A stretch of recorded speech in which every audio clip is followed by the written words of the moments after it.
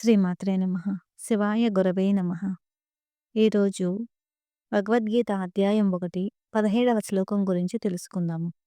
కురుక్షేత్రం రెండు వైపులా కోట్లాది వీరులు, భూమి కంపించిపోయే రథచక్రాలు, ధ్వజాలు గాలిలో రెపరెపలాడుతూ, శంఖనాదాల గర్జనతో వాతావరణం మారిపోయింది.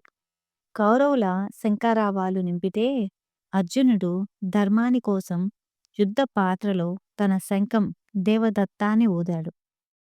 हास्य च परमेश्वासः शिखण्डी च महारथः दृष्टद्युम्नो विराटश्च సాత్యకిచ్చ పరాజితః.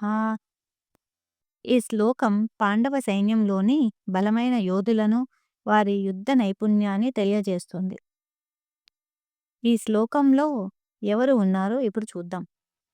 కాశ్యః అంటే కాశీరాజు, అద్భుతమైన ధనుర్విద్వా నిపుణుడు. పరమేశ్వాసః అంటే అత్యుత్తమ బాణ సంస్కృతి కలవాడు అని. శిఖండి పెద్ద యోధుల స్థాయి అంటే 10,000 యోధుల బలం కలవాడు.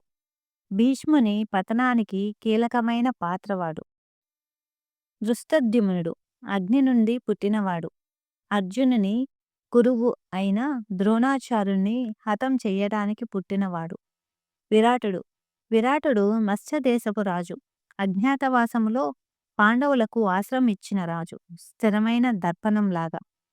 సాత్యకి అపరాజిత అని కూడా అంటారు. సాత్యకి శ్రీకృష్ణుని మరియు అర్జునుని శిష్యుడు, ఒక గొప్ప యోధుడు, ఎప్పుడూ ఓడిపోనివాడుగా ప్రసిద్ధి చెందాడు. ఈ శ్లోకంలోని ప్రతి పోరాట యోధుడు ఒక మానసిక గుణానికి ప్రతీక. ధైర్యం దృష్టద్యుమ్నుడు, విధి శిఖండి, నిబద్ధత సాత్యకి, రాజధర్మం విరాటుడు, నైపుణ్యం కాశీరాజు. కౌరవుల భయం, పాండవుల శంఖధ్వని శత్రువులను షాకికి గురిచెయ్యలేదు. వారికి గుర్తు చేసింది ఏమిటంటే, ఇక్కడ సమరానికి వచ్చిన వారు ధర్మం కోసమని. కురుక్షేత్రం యుద్ధం మనలో ప్రతిరోజూ జరుగుతుంది. అది ఎలాగంటే అహంకారము, భయము, నిస్పృహ, అసూయ, అపజయం. ఈ శ్లోకం చెబుతుంది ఏమిటంటే, మనతో పాటు సరైన సద్గుణాలు ఉంటే మన లోపల నడిచే యుద్ధంలో ఖచ్చితంగా మనమే గెలుస్తాము. నైపుణ్యం కాశీరాజు, మీ పనిని పక్కాగా చేసుకోండి. విధిపై విశ్వాసం శిఖండిలాగా, మీ పాత్ర దేవుడిచ్చింది. ధైర్యం దృష్టద్యుమ్నుడు, ఘోర సమయాలు వచ్చినా నిలబడండి.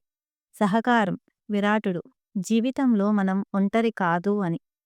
శిష్యత్వం సాత్వికి, దైవం ఎంచిన మార్గం అనుసరించటం.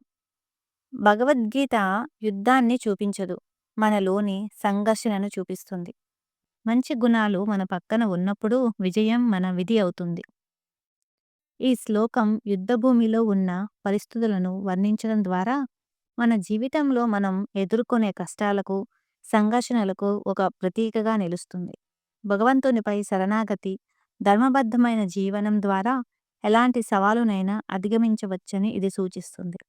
శ్రీమాత్రే నమః. సర్వం శ్రీలలితార్పణమస్తు.